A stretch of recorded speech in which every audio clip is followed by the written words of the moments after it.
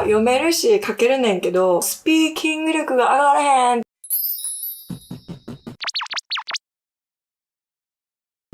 Hi everyone, it's Saya here. How are you doing? Feeling good? やっほー皆さん、サイス元気？調子はどうですか？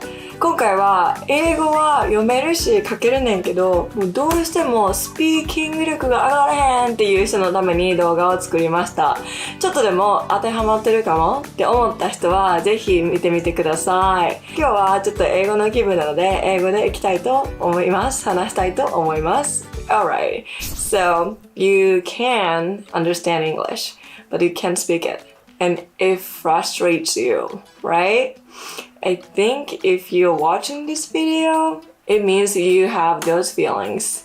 And I bet many people feel the same way. I remember when I started studying English, I cried a lot for like 3 years. I kept wondering, why can't I speak it? I've been studying so hard. Even if you've studied abroad or work for a foreign company, I think there's still plenty of people who struggle with speaking English. So in this video, I want to address those who have put in the effort to study English and can read and write it, but their speaking skills just don't seem to improve, no matter how much time passes. I will share the reason behind this and some solutions to overcome it. Let's take a look at some common reasons why some people struggle to speak English. First of all, let's blame the others. It's not us, Let's blame our English education system that focuses too much on input. I mean, like, fancy private schools might be a different story, but those of us who went through public schools can probably relate big time. The thing is, no matter how hard you work on English at school, you're not gonna magically start speaking it for the rest of your life. I don't know if things have improved nowadays, but at least back then it was clear that the school curriculum alone wasn't gonna make us fluent in speaking English.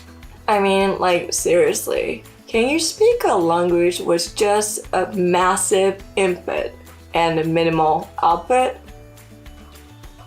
Think back to the English you learned at school.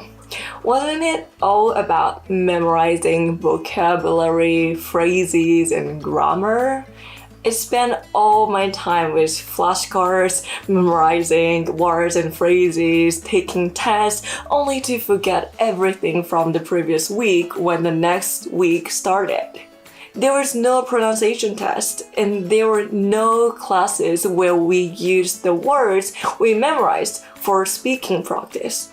I've probably forgotten about half of the words I worked so hard to memorize. Yeah, that's right. The memorization focused cramming style of English education didn't provide enough opportunities for listening and speaking practice. Even if you memorize a ton of words perfectly, if you don't have chances to use them, you won't be able to speak for who knows how long.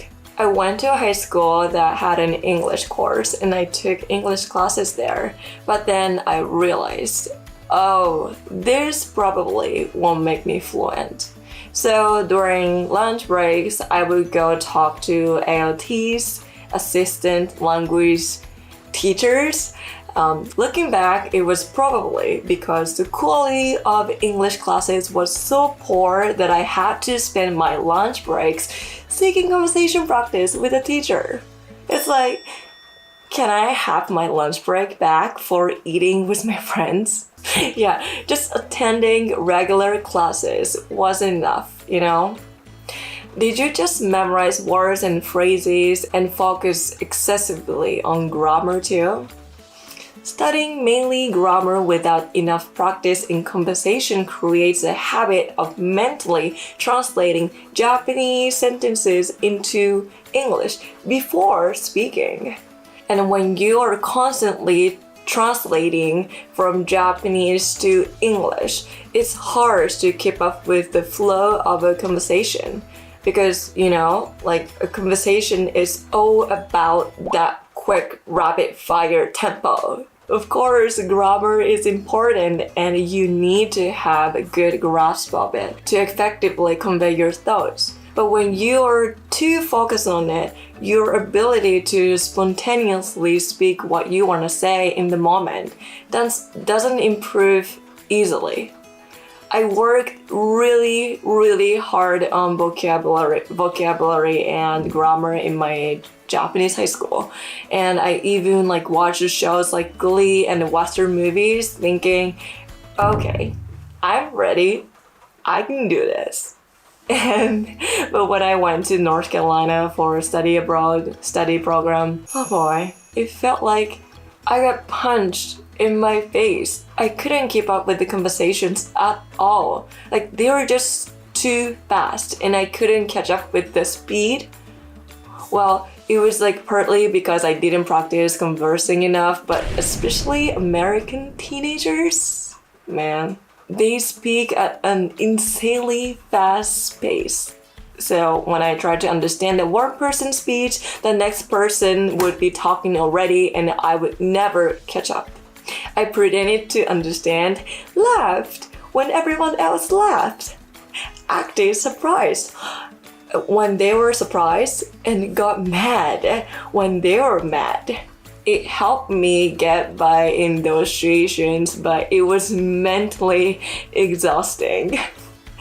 They're just saying, fake it till you make it. But I think there's a limit to that. I don't recommend faking it forever. So to sum it up, the reason why you can't speak despite school education is that you simply memorize words and phrases and focus too much on grammar before speaking. And then there's the issue of being teased by friends for trying hard in English. Isn't that really common? When you are trying to improve your pronunciation and you make an effort to imitate native speakers. But people around you start making fun of you. It's am I the only one who experienced this? I hope that kind of culture doesn't exist anymore, but I don't know. Because pronunciation is difficult, you try to improve, but then people around you start mocking you. So you end up intentionally avoiding trying too hard and just reading in katakana English. What would you like to drink? It's that culture in junior high and high school, that not trying is cool culture. Can we stop that? Seriously, I hate it. People who try hard are the coolest, okay? Just stay quiet when someone is trying to improve. At first, even I tried to read in an English-like way, but I got really sad when a friend of mine made fun of me. So during English classes, I intentionally read in lazy katakana English. What a waste. I seriously want those people who made fun of me to give me back my time. Blaming others again. Also, it's similar, but in Japanese education, it's all about right or wrong, pass or fail, isn't it? So we are told that making mistakes is bad and we become afraid of making mistakes. But once you become afraid of making mistakes, you can't even practice speaking anymore, right? It's like workout too. Can you become super fit overnight? It's the same with English. You can't speak perfectly from the beginning. It's through increasing the number of times you speak, getting used to making mistakes and improving along the way. So if you're afraid of making mistakes, it's hard to make progress. Very simple. And then there's the embarrassment of not being able to understand because you can't catch what the other person is saying in English. So you can't respond. Like feeling embarrassed about not understanding what they're saying leads to that you might quit or distance yourself from it. Another reason why it's difficult to speak English is the lack of opportunities to practice. Learning a language, not just English, isn't something that improves overnight. I said it again. It requires time and effort.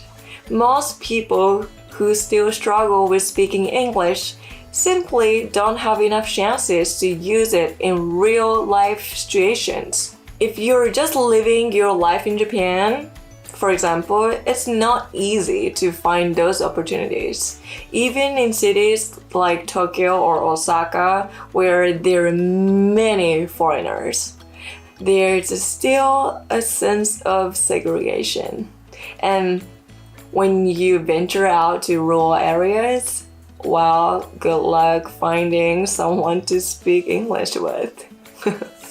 So lack of practice leads to a lack of success experiences, and that's a real struggle. Speaking English and having a conversation where your thoughts are understood and you get what the other person is saying creates the powerful feeling of connection.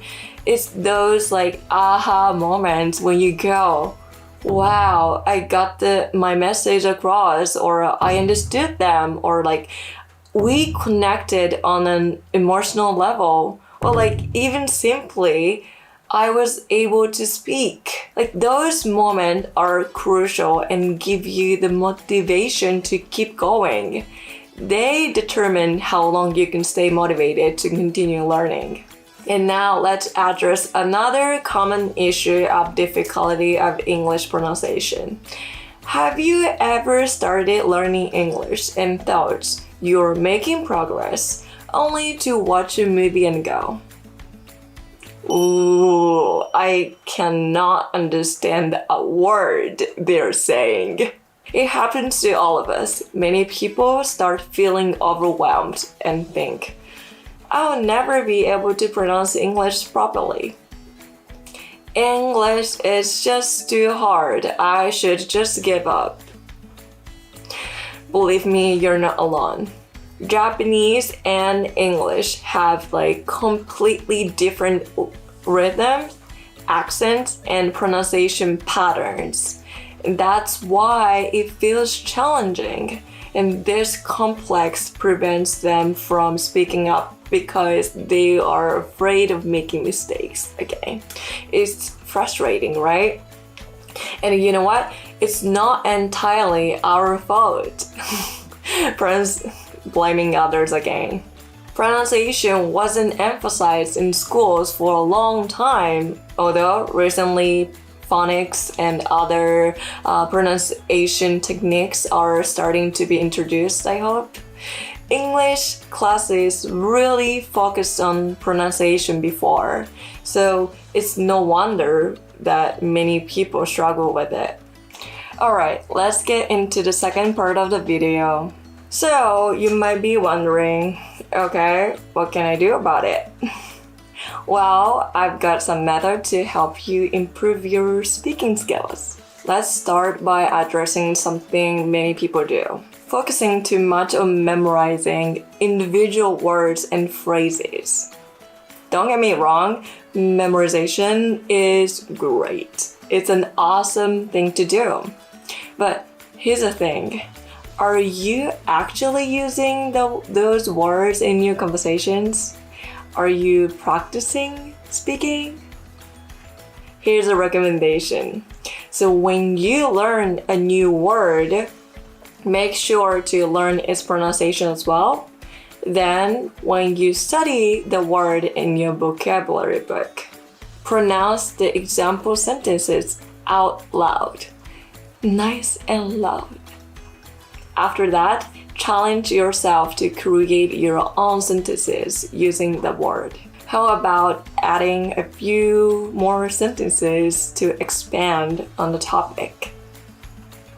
That's right.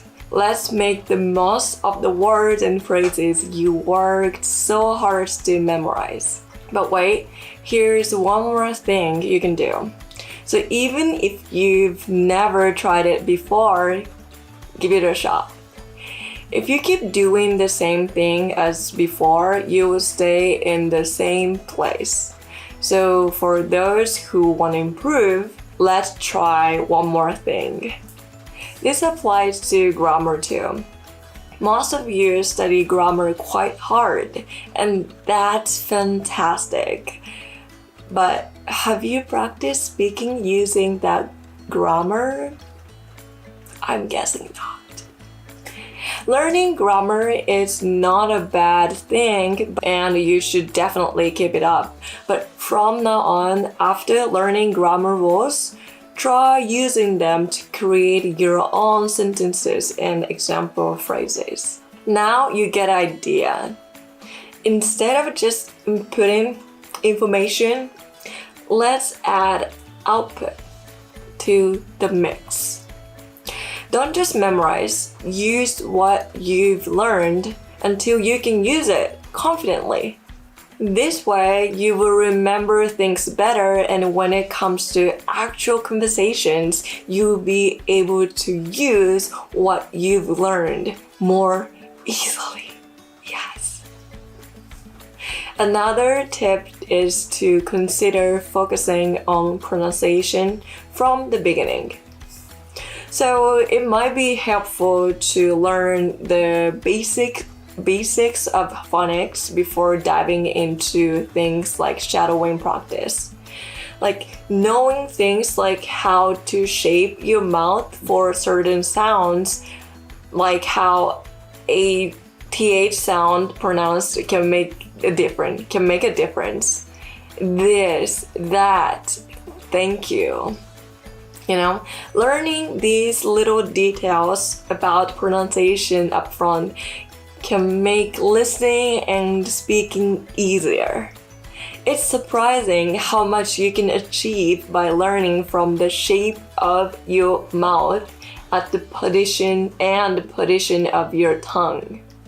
It helps you break free from relying on katakana English and truly feel the language. And personally, I wish I had known about phonics before going to the States. Nobody around me knew about it back then, so it couldn't be helped. And finally, this is my favorite. Try summarizing what you hear or see in English in your own words. For example, let's say you watch a movie to improve your listening skills. Good job, by the way. But don't stop there. After watching the movie, try explaining the story to someone else in English as you're describing it to them. If it feels challenging at first, it's totally okay to write it down and organize your thoughts. For instance, let's say you watch Sex Education on Netflix. I love that show. It's a popular series from the UK that has run for 4 seasons, I think. So you watched it, right? And now, what was the story about? This Sex Education is a cool show on Netflix where there's shy guy and his white friend set up a clinic, like secret clinic at their school to help students with relationships and stuff. And how did you feel about it? I loved the show. I wanted to have a space where people talk about relationships and discussions about sexuality at school like them. See, this is a really good practice. So you know how they often say it's okay to talk to yourself in English? For example, try telling your daily schedule in the morning or talking about what you did throughout the day at night.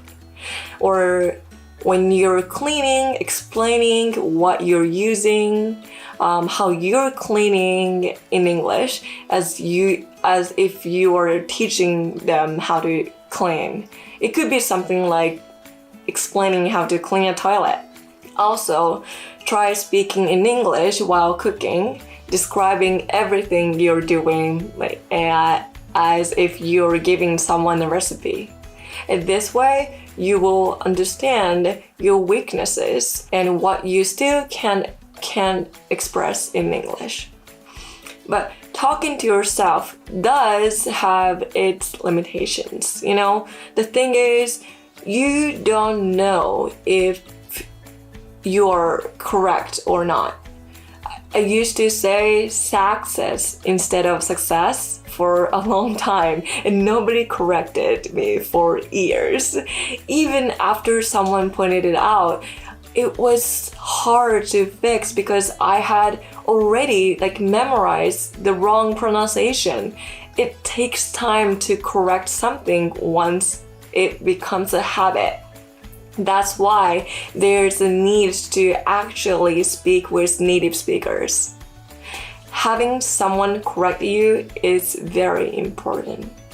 If it's difficult to find someone in person, it's also fine to rely on online platforms. Cambly, for example, allows you to speak with native speakers at any time convenient for you. And they are dedicated teachers who will help correct you. When you become friends with native speakers, they often won't correct your English because they understand you. It's kind of them. But it's still more satisfying to be corrected, right? Because you want to improve your English. So you can say something like, still learning here, I don't mind you correcting my English. I would appreciate it if you do. It's okay to ask for corrections, and friends who do that are great friends. During my study abroad in the US, my host mom and my friend Kathy were the ones who corrected my English. At first, it felt like my English was full of mistakes and every correction made me think, oh, my English is still bad. It hurts my self-esteem. It was quite tough. But I realized that I actually remembered the corrections and became more conscious of my mistakes. And speaking in front of others and making mistakes became less embarrassing because I developed a mindset that making mistakes was normal. I remember how much easier it became to speak without the pressure of speaking perfect English. So my host mom and Kathy even practiced pronunciation with me. They helped me with words that I struggled with, like the sound in food and football and fish, or like a sound like bully and bullying. I'm truly grateful for their support. Without it, I might still struggle with pronouncing many words. It's something I appreciate a lot. So, to put it simply, even if you can read and write in English, you won't be able to speak it unless you practice speaking. If you stay as you are now, you'll be in the same place. If you want to improve your speaking skills, let's practice speaking. It's a simple concept, but it's difficult, and that's why there are so few people who can speak fluently. But I think part of the reason for that is not knowing the methods. So if you watch this video and understand what I'm saying, start with something you think you can do. For example, if you think you can start talking to yourself in English, go ahead and give it a try. It doesn't cost anything, and once you feel comfortable, you can even incorporate speaking practice when learning new words.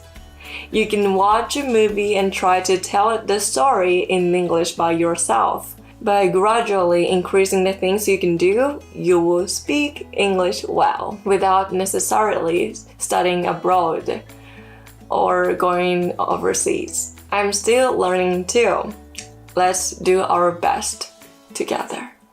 皆さん最後まで聞いていただきありがとうございます。言いたいことは、英語を話すことは本当に難しいことなんですけれども、絶対にできるってことですね。自分にできることから始めて、積み重ねて、繰り返しっていうのを大事にしていく。もう自分のペースでね。皆さんの頑張り応援しております。Keep learning and keep speaking English. You got this.So that's it for today's video. If you enjoyed it or found it relatable, don't forget to give it a thumbs up and subscribe to my channel for more content like this. And as always, feel free to leave your thoughts and experiences in the comment section below.